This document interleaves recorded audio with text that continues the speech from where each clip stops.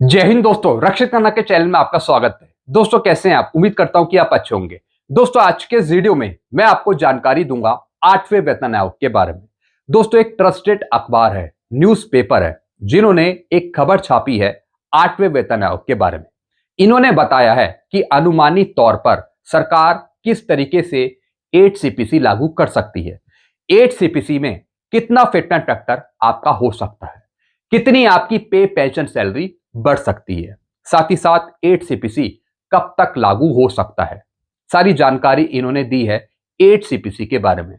दोस्तों इनके द्वारा जो जानकारी दी गई है वो अनुमानित जानकारियां हैं, टेंटेटिवली हैं, लेकिन सही जानकारियां दी गई हैं। सरकार ऐसा सोच सकती है जैसा इन्होंने जानकारी दी है 8 सीपीसी के बारे में। तो दोस्तों सारी जानकारी मैं आपको दूंगा 8 सीपीसी के बारे में जो इस अखबार में छापी गई हैं।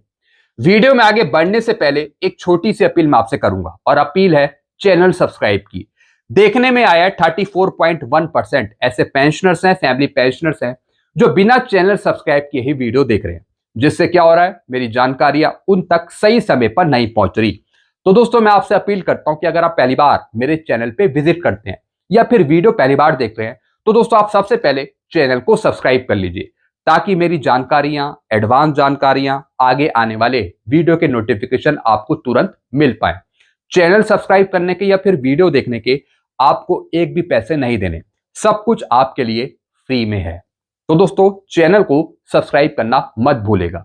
एक और अपील मैं आपसे करता हूं, जितने पेंशनर्स ने, फैमिली पेंशनर्स ने चैनल को सब्सक्राइब किया है उसका परसेंटेज है 65.9%। तो दोस्तों इस परसेंटेज को आप 100% तक पहुंचाइए चैनल को सब्सक्राइब करके, क्योंकि इस चैनल के माध्यम से, वीडियो के माध्यम से आपको सटीक ऑथेंटिक जानकारियां ही दी जाती हैं।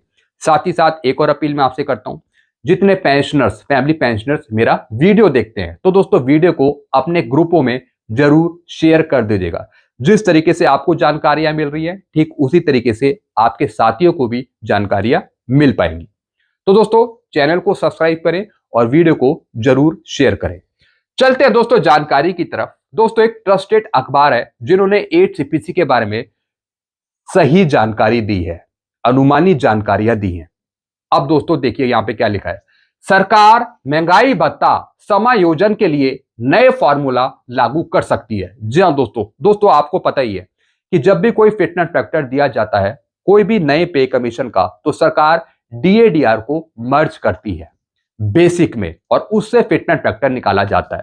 तो इस बार भी 8 सीपीसी में डीएडीआर को मर्ज किया जाएगा और फिर फिटनेस फैक्टर निकाला जाएगा 8 सीपीसी का। अब इन्होंने बताया कि सरकार नया फॉर्मूला इजाद कर सकती है, नया फॉर्मूला दे सकती है डीएडीआर को मर्ज करके।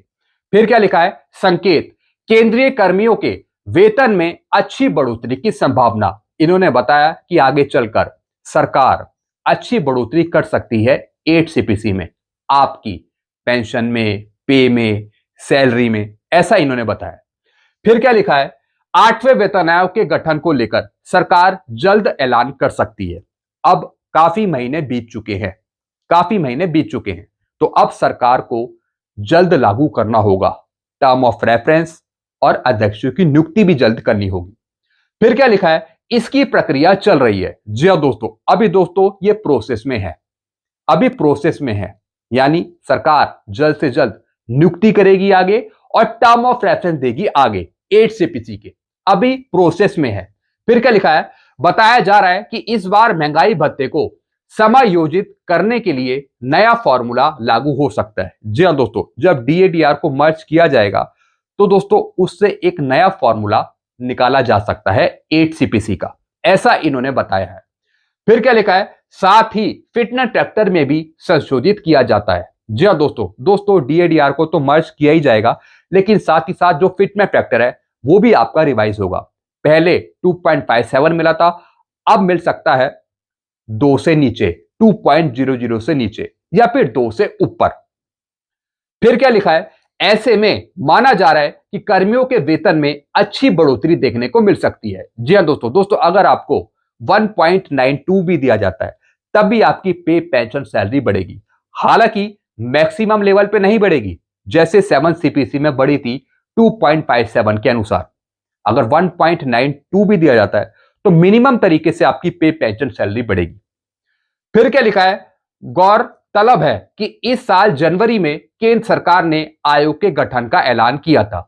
इसके अध्यक्ष और सदस्यों को नियुक्त करने की प्रक्रिया चल रही है। जी हां दोस्तों, इन्होंने बताया कि सरकार अपनी तरफ से प्रोसेस कर रही है अध्यक्षों की नियुक्ति को लेकर। जी हां दोस्तों, अभी यह काम चल ही रहा है।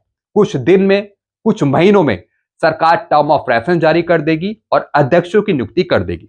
अभी ये दोनों चीजें पेंडिंग में है और इसका काम अभी चल रहा है, ऐसा इन्होंने बताया। फिर क्या लिखा है, साथ ही आयोग के लिए संदर्भ की शर्तें, टर्म ऑफ रेफरेंस की रूपरेखा भी तैयार की जा रही है। वेतन आयोग के गठन को लेकर भी अनुशंसा पत्र जल्द जारी होगा। जी हां दोस्तों, यानी जो इंस्ट्रक्शन है, जो इंफॉर्मेशन है, अधिसूचना है, वो सरकार बहुत जल्द जारी करेगी। इस बीच फिटमेंट फैक्टर, वेतनमान निर्धारण का आधार को लेकर कई अटकलें लगाई जा रही हैं। कुछ कर्मचारी संगठन मानकर चल रहे हैं कि इस बार 2.86 फिटमेंट फैक्टर मिलेगा। दोस्तों, कई कर्मचारी संगठन है, कुछ पेंशनर्स है, कर्मचारी हैं, जो मानकर चल रहे हैं कि सरकार 2.86 फिटमेंट फैक्टर दे सकती है। इसके पीछे तर्क दिया जा रहा है कि सरकार बढ़ती हुई महंगाई को ध्यान में रखकर फिटमेंट फैक्टर में भी संशोधन करेगी। जी हां दोस्तों, कुछ कर्मचारियों को सोचना है कि महंगाई बहुत ज्यादा है बाहर, तो इसको देखते हुए सरकार 2.86 फिटमेंट फैक्टर देगी। लेकिन दोस्तों, जो मेरा अनुमान है वो ऐसा अनुमान नहीं है। सरकार लॉजिकल बेस पे आपको फिटमेंट फैक्टर देगी, डीएडीआर के रेट के हिसाब से और फैमिली यूनिट के आधार पे। जी हां दोस्तों, सरकार महंगाई को नहीं देखेगी। महंगाई दोस्तों बहुत पहले से ही ज्यादा है। अगर आप 7 सीपीसी की बात करें, जब महंगाई बहुत ज्यादा है तब सरकार ने डीएडीआर को नहीं बढ़ाया, तो दोस्तों फिटमेंट फैक्टर कैसे बढ़ाएगी सरकार? ये एक सोचने वाली बात है। महंगाई तो बहुत पहले से ही ज्यादा है और डीएडीआर सरकार बढ़ा रही है 2%, 3%, आप खुद ही देख रहे हैं। तो दोस्तों, जब महंगाई पहले से ही ज्यादा होते हुए जब सरकार डीएडीआर में 4% से ज्यादा की बढ़ोतरी नहीं कर रही, तो फिर महंगाई को देखते हुए सरकार 2.86 क्या फिटमेंट फैक्टर आपको दे सकती है? जरा आप सोच के बताइए। सरकार अपने फंडे पर काम करेगी, अपने रूल्स के अनुसार वो फिटमेंट फैक्टर देगी, जैसा मैंने आपको बताया, डीएडीआर का परसेंटेज या फिर फैमिली यूनिट। तो इसलिए ये दोनों चीजें बढ़ाने की मांग है कि फैमिली यूनिट 5 करी जाए, 3.6 करी जाए, जिससे मिनिमम पे ज्यादा हो और जिससे फिटमेंट फैक्टर भी ऑटोमेटिकली बढ़ेगा। सरकार, मुझे नहीं लगता कि महंगाई को देखते हुए फिटमेंट फैक्टर 2.86 देगी। बाकी आपके अपने विचार क्या हैं, आप जरा कमेंट करके बताइएगा। सरकार अपना पर्स देखकर, अपना बटुआ देखकर आपको फिटमेंट फैक्टर देगी। सबसे ज्यादा बढ़ोतरी नहीं देगी, सबसे ज्यादा नहीं करेगी, देगी लेकिन मिनिमम या फिर बीच के लेवल की। अगर आप मेरी बात से एग्री करते हैं तो जरा कमेंट करके जरूर बताइएगा। फिर क्या लिखा है दोस्तों आगे? अब दोस्तों इन्होंने फिटमेंट फैक्टर के बारे में बात करी है कि अनुमानित सरकार कितना फिटमेंट फैक्टर दे सकती है। अब दोस्तों यहां पे देखिए, 1.90 से 1.95 के बीच रह सकता है फिटमेंट फैक्टर। जी हां दोस्तों, इन्होंने बताया कि सरकार फिटमेंट फैक्टर दे सकती है 1.90 से और 1.95 के बीच। और दोस्तों ये फिटमेंट फैक्टर इनके द्वारा कैलकुलेट करा गया है डीएडीआर के परसेंटेज के हिसाब से। अभी जो आपका डीएडीआर चल रहा है 58% और 1/1/2026 से जो डीएडीआर होगा 60%, तो उसके आधार पे आपका फिटमेंट फैक्टर 2.00 से नीचे ही बन रहा है। तो दोस्तों मैंने आपको पहले ही बताया था कि आपका फिटमेंट फैक्टर 1.90 से 1.95 के बीच में ही बन रहा है, यानी 1.92। तो दोस्तों ये जानकारी इन्होंने भी दी है कि आपका फिटमेंट फैक्टर इसी के बीच रह सकता है। मूल वेतन को तय किए गए फिटमेंट फैक्टर से गुणा करके ही जाती है बेसिक वेतन में बढ़ोतरी। जी हां दोस्तों, चाहे दोस्तों आपकी बेसिक पे हो, बेसिक पेंशन हो, उसको मल्टीप्लाई किया जाता है फिटमेंट फैक्टर के साथ, तब आपकी पे, पेंशन, सैलरी बढ़ती है। जो सैलरी पर्सन कर्मचारी है, जो सैलरी लेते हैं, उनकी बेसिक पे बढ़ाई जाती है फिटमेंट फैक्टर के साथ, और जो पेंशनर्स पेंशन ले रहे हैं, बेसिक पेंशन ले रहे हैं, उनकी पेंशन बढ़ाई जाती है बेसिक पेंशन को मल्टीप्लाई करके एक फिटमेंट फैक्टर के साथ। यह है फॉर्मूला। फिर क्या लिखा है, ऐसे काम करता है फिटमेंट फैक्टर। फिर उन्होंने बताया कि फिटमेंट फैक्टर कैसे काम करता है। दरअसल फिटमेंट फैक्टर के आधार पर ही मूल वेतन में बढ़ोतरी होती है, बेसिक पेंशन में। उदाहरण के लिए अगर किसी कर्मचारी का मूल वेतन बेसिक सैलरी 20,000 रुपए है तो उसे फिटमेंट फैक्टर 2.86 से गुना किया जाएगा। एग्जाम्पल के तौर पे इन्होंने 2.86 फिटमेंट फैक्टर लिया है। इसके आधार पर मूल वेतन बढ़कर 57,200 रुपए हो सकता है, लेकिन सूत्र बताते हैं कि फिटमेंट फैक्टर 2.0 से नीचे ही रहेगा। जी हां दोस्तों, इसकी जानकारी मैंने आपको बहुत पहले ही दे दी थी कि लॉजिकल बेस पर जो कैलकुलेशन की जा रही है फिटमेंट फैक्टर की, वो फिटमेंट फैक्टर बन रहा है 2.00 से नीचे, और यही जानकारी इन्होंने दी है। यानी फिटमेंट फैक्टर सरकार लागू कर सकती है 1.90 से 1.95 के बीच। सूत्र यह भी बताते हैं कि सरकार इस बार फिटमेंट फैक्टर को कम रखकर महंगाई भत्ते को समायोजित करने के लिए अलग से कोई फॉर्मूला ला सकती है। जी हां दोस्तों, डीएडीआर को मर्ज करने के लिए सरकार कोई अलग से फॉर्मूला ला सकती है, लेकिन फिटमेंट फैक्टर सरकार कम कर सकती है 2.00 से नीचे। यह जानकारी इन्होंने दी है। फिर क्या लिखा है दोस्तों, सिफारिशें लागू होने में लग सकता है समय। जी हां दोस्तों, इन्होंने यह भी बताया कि सरकार कब तक 8 CPC लागू कर सकती है। इन्होंने बताया कि सरकार टाइम लगा सकती है 8 CPC को पूरा लागू करने के लिए। केंद्र सरकार ने जनवरी में 8वें वेतन आयोग के गठन का ऐलान किया था, लेकिन अभी तक गठन नहीं हो पाया है। ऐसे में संभव है कि वर्ष 2027 तक जाकर 8वें वेतन आयोग की सिफारिशें लागू कर सकती है। जी हां दोस्तों, यह जानकारी मैंने आपको बहुत पहले दी है। कुछ दिन पहले ही मैंने आपको बताया कि सरकार 2027 तक 28 तक 8 CPC लागू कर सकती है, और यही जानकारी ये भी दे रहे हैं। फिर क्या लिखा है, क्योंकि पुराना रिकॉर्ड बताता है कि किसी भी वेतन आयोग का गठन होने के बाद अंतिम रिपोर्ट आने में 18 से 26 महीने तक का समय लग जाता है। छठे वेतन आयोग की रिपोर्ट करीब 18 महीने में आई थी। वहीं सरकार ने 7वें वेतन आयोग के गठन को 24 सितंबर 2013 को मंजूरी दी थी, जबकि रिपोर्ट करीब 2 साल के बाद 19 नवंबर 2015 को आई थी 7 CPC की। ऐसे में 8वें वेतन आयोग के गठन में देरी से साफ संकेत है कि रिपोर्ट आने में समय लग सकता है। जी हां दोस्तों, 8 CPC में कहीं ना कहीं देरी हो सकती है। तो दोस्तों, यह जानकारी इन्होंने दी कि कब तक सिफारिशें लागू हो पाएंगी, कब तक 8 CPC मिल पाएगा। फिर क्या लिखा है, पिछले वेतन आयोग में बढ़ोतरी। वर्ष 2006 में आए छठे वेतन आयोग में फिटमेंट फैक्टर 1.86 रखा गया था। वर्ष 2016 में आए 7वें वेतन आयोग में फिटमेंट फैक्टर 2.57 रखा गया था, लेकिन वेतनमान में वास्तविक बढ़ोतरी केवल 14.2% की हुई थी। 7 CPC में बढ़ोतरी मिली थी 14.2% की, क्योंकि 7वें वेतन आयोग के फिटमेंट फैक्टर का अधिकांश हिस्सा केवल महंगाई भत्ते को समायोजित करने में चला गया था। जी हां दोस्तों, डीएडीआर को मर्ज करके फिटमेंट फैक्टर निकाला गया था 2.57, क्योंकि डीएडीआर भी उस टाइम चल रहा था 125%, अगर हम 1/16 की बात करें। जबकि छठे वेतन आयोग की सिफारिशों के बाद मूल वेतन में करीब 54% की बढ़ोतरी हुई थी। 6 CPC में 50% से ज्यादा की बढ़ोतरी हुई थी पे पेंशन पे 6 CPC में।